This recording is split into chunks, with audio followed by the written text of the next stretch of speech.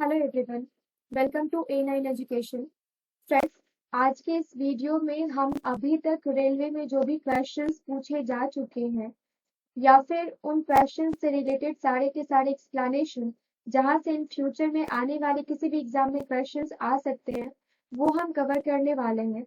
ये हमारा सेट 1 है और इस सेट में हम हर एक सेट में इनफैक्ट हम 20 क्वेश्चंस कवर करेंगे और इससे रिलेटेड जो एक्सप्लेनेशन होगी वो हम कवर करेंगे।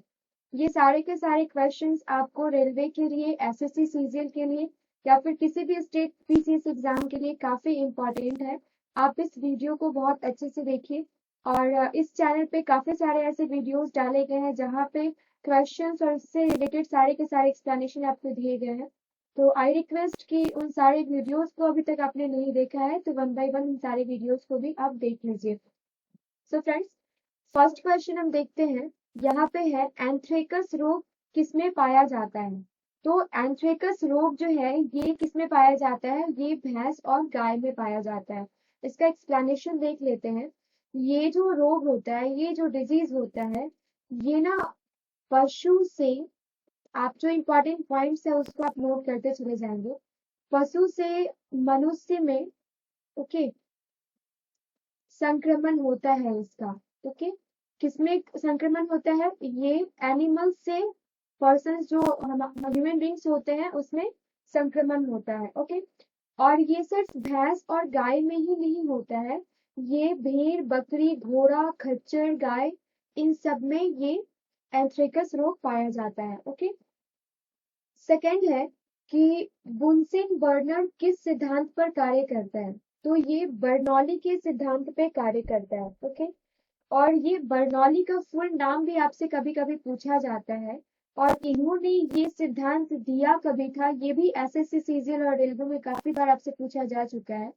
तो ये आप याद रखेंगे कि 1738 में इन्होंने ये सिद्धांत दिया था। ओके, दूसरा आप देख लेंगे कि डेनियल बर्नौली जो है ये इनका पूरा नाम था, डेनियल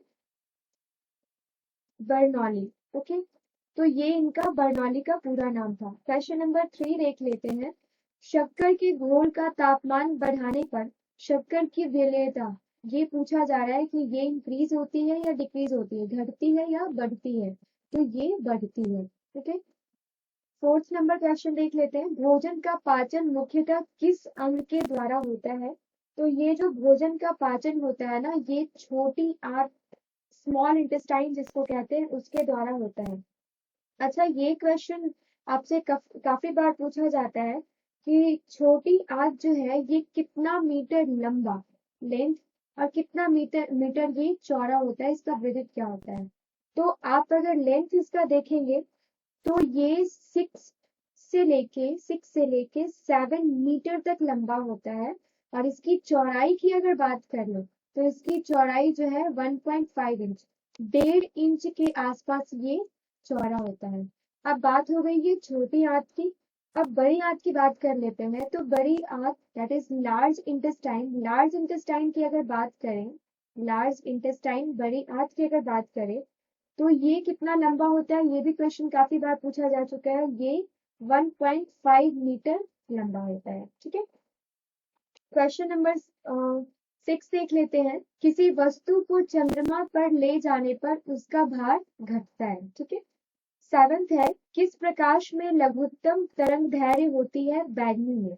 आप मुझे कमेंट सेक्शन में ये कमेंट करके बताइए कि अधिकतम तरंग दैर्घ्य जो होती है वो किस कलर में होती है, रेड में होती है या ग्रीन में होती है। ओके, क्वेश्चन नंबर 8 देख लेते हैं। बर्फ के घनत्व की तुलना में पानी का घनत्व होता है, ये क्या होता है, हाई होता है, उच्च होता है। बर्फ के घनत्व की तुलना में पानी का घनत्व जो होता है वो उच्च होता है। क्वेश्चन नंबर 9 है हमारा, ताप मापने की इकाई क्या है। तो ये केल्विन है। इकाई से क्वेश्चन किसी भी एग्जाम में काफी पूछा जा सकता है। हम एक सेपरेट वीडियो ही इकाई से रिलेटेड और जो भी ऐसा यूनिट है उससे रिलेटेड हम लेकर आएंगे जिसमें सारी की सारी चीजों का हम ऐसा यूनिट कवर कर लेंगे। फिलहाल ये ताप मापने की जो इकाई होती है वो क्या होती है, वो होती है केल्विन। क्वेश्चन नंबर 10 है, चंद्रमा से यदि किसी पिंड को पृथ्वी पर लाया जाए तो उसका द्रव्यमान, उसके द्रव्यमान में क्या परिवर्तन होता है, ये आपसे पूछा जाता है। तो फ्रेंड्स, जब चंद्रमा से किसी भी पिंड को पृथ्वी पर लाया जाता है ना, तो उसका द्रव्यमान जो है वो चेंज नहीं होता है, उसमें कोई भी चेंजेस नहीं आते हैं, वो क्या रहता है, वो अपरिवर्तित रहता है। ठीक है, क्वेश्चन नंबर 11 देख लेते हैं।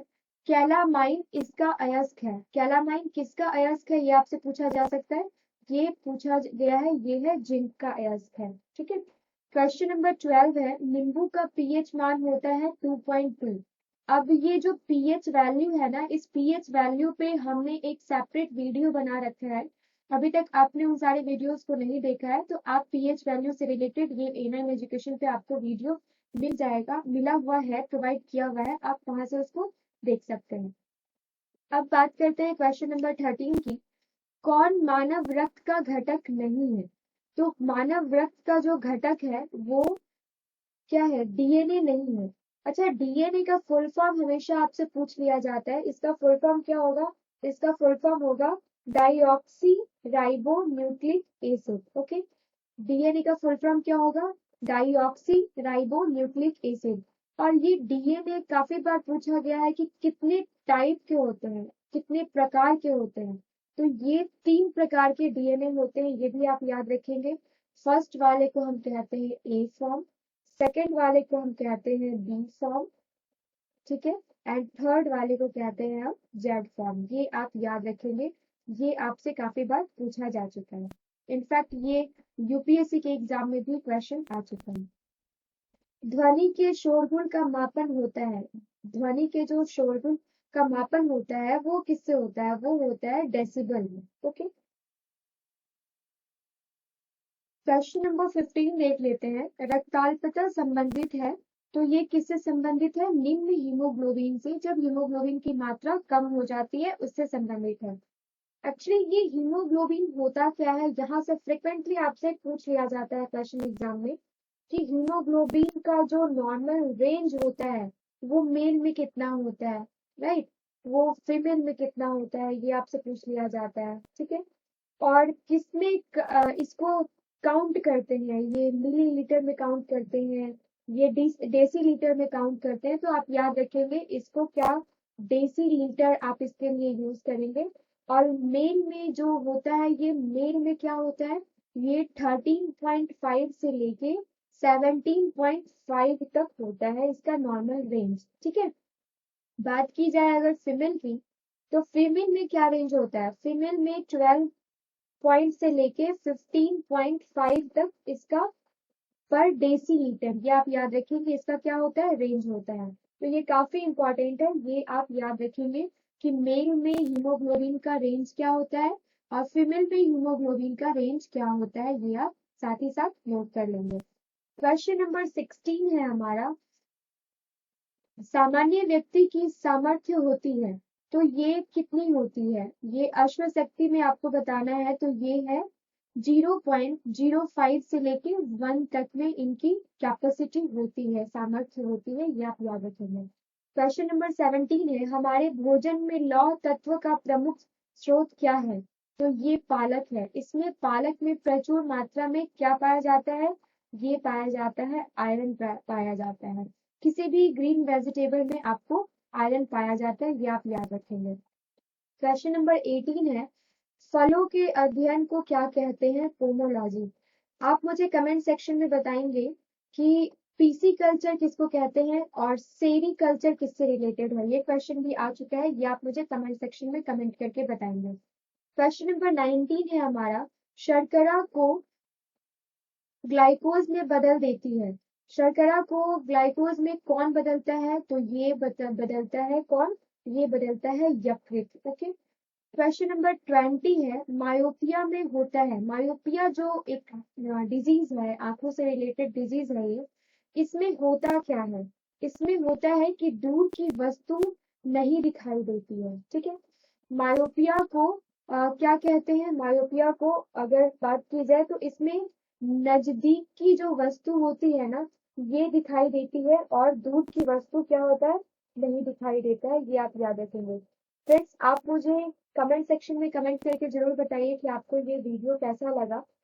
आने वाले सारे वीडियोस में हम एक्सप्लेनेशन ऐसे ही रखेंगे, इनफैक्ट कोशिश करेंगे कि इससे ज़्यादा एक्सप्लेनेशन आपको प्रोवाइड किया जाए। सो अगर आपको हमारा ये वीडियो पसंद आया है, हमारी मेहनत पसंद आई हो, तो इस चैनल को लाइक एंड सब्सक्राइब करना आप ना भूलें। So friends, have a nice day. Thank you so much.